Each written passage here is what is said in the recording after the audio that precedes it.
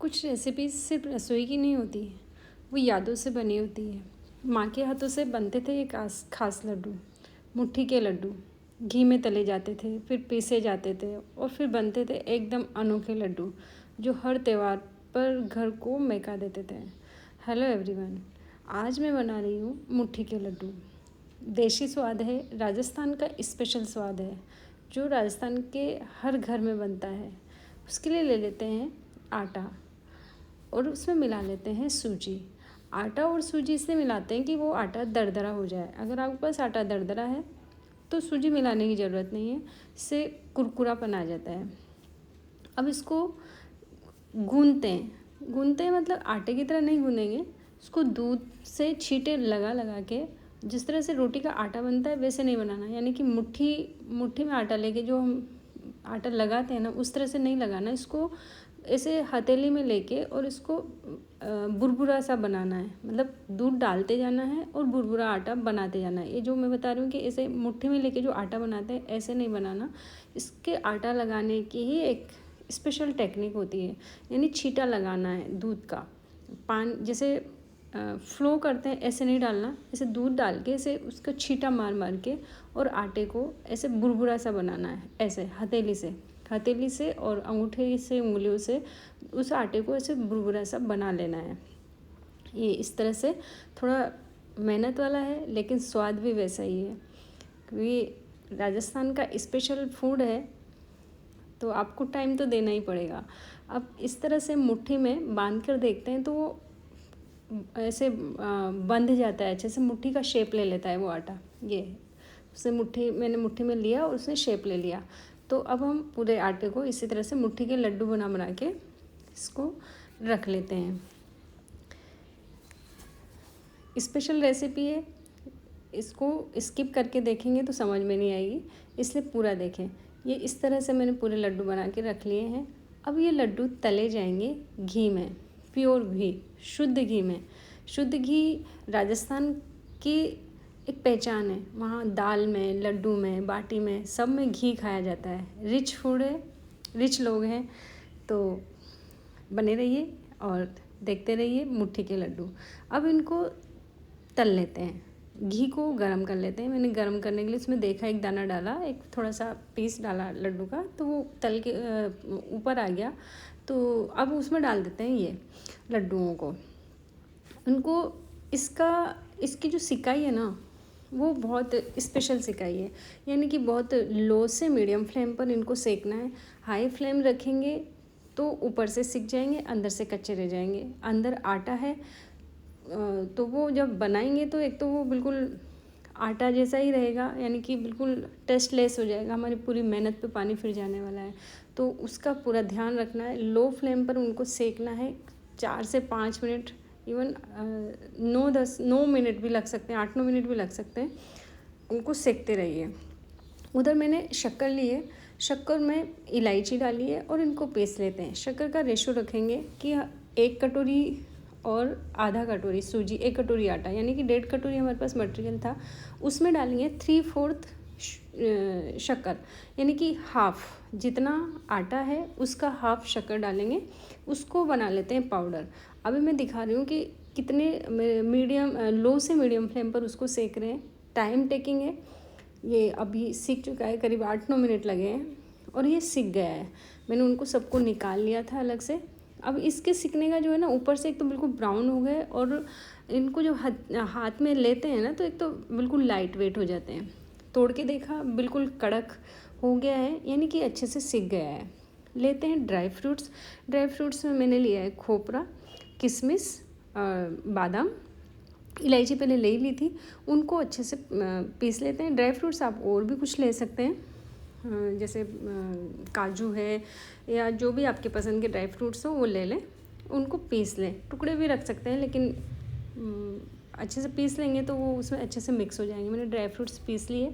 वो जो लड्डू थे जो सिके हुए लड्डुओं को उसमें मिक्सी में, जब ठंडे हो जाए तो मिक्सी में ग्राइंड कर लेंगे। ये बिल्कुल ऐसे दरदरे पिस गए हैं, बिल्कुल राजस्थान की गोल्डन जो रेत होती है ना जैसलमेर जोधपुर की तरफ, उस तरह की दिख रहा है, बिल्कुल ब्राउन रेत वाला। मेरी बेटी को पहले बचपन में कहना नहीं आता था तो रेती रेती लड्डू बोला करती थी।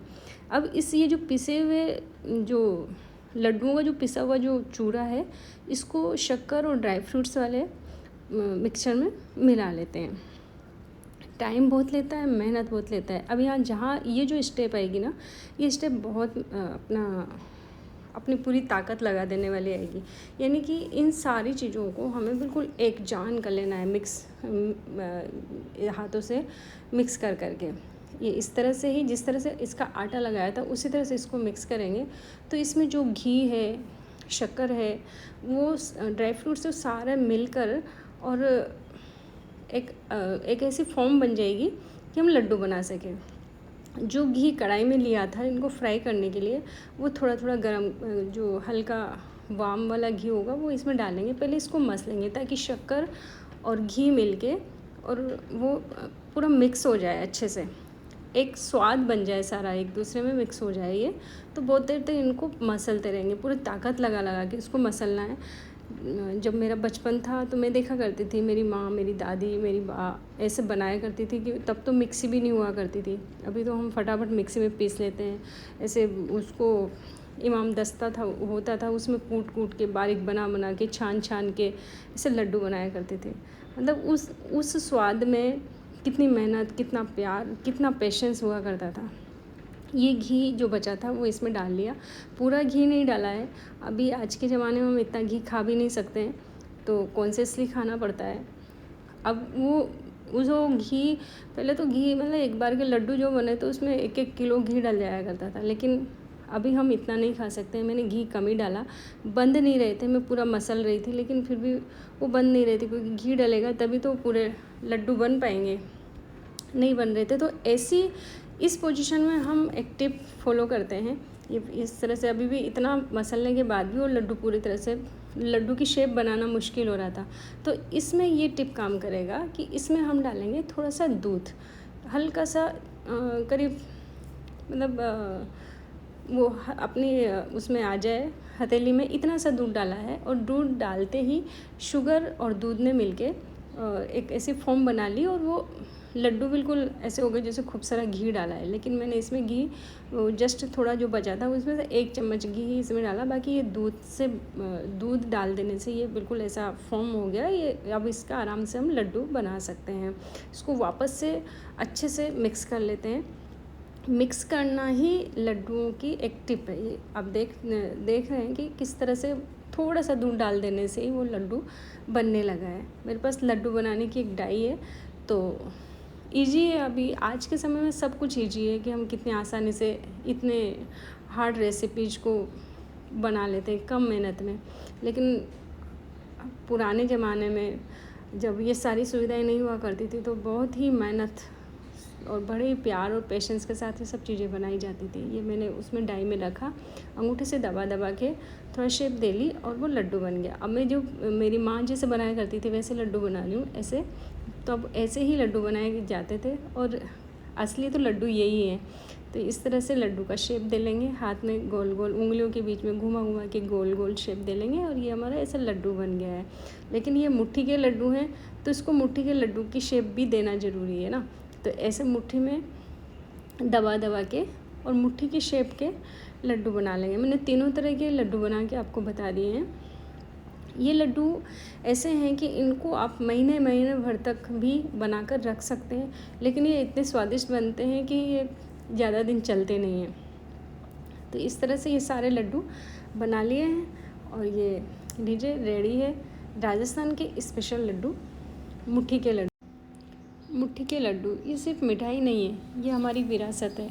हर एक लड्डू में छुपा है प्यार, हर निवाले में माँ का आशीर्वाद। अगर ये रेसिपी दिल को छू गई हो तो वीडियो को लाइक करें। अपने बचपन की यादें खुशियों की थाली के साथ फिर से जिएं। मिलते हैं अगली रेसिपी में, इसी तरह की देसी रेसिपी में, प्यार और परंपरा के साथ में। Thanks for watching.